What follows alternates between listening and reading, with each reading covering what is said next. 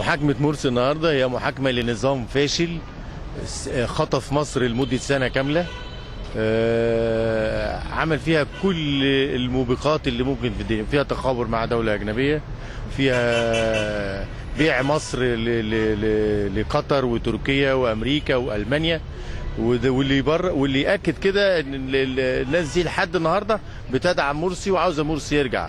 هي سياسيه بحته، فما فيش حاجه اسمها محاكمه رئيس، في انقلاب حاصل لازم الشعب يفهم ده الاول.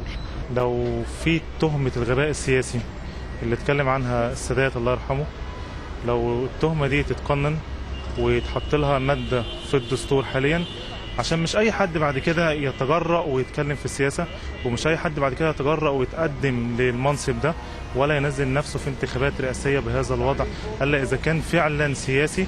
كل اللي بيحكم كده في نصوص معينه بتنظم محاكمه رئيس الجمهوريه باغلبيه معينه من مجلسي الشعب والشورى وامام محكمه خاصه بيرأسها رئيس مجلس القضاء الاعلى. فاذا طبق هذا الكلام يبقى احنا ماشيين في دوله قانون.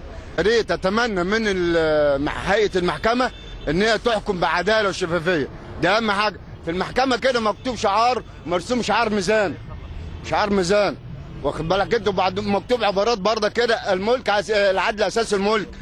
النهارده في محاكمه رئيس محمد مرسي الرئيس الشرعي اللي جاء اول رئيس مدني منتخب، هي محاكمه الاراده الشعبيه التي ارتضاها الصندوق. والله انا شايف ان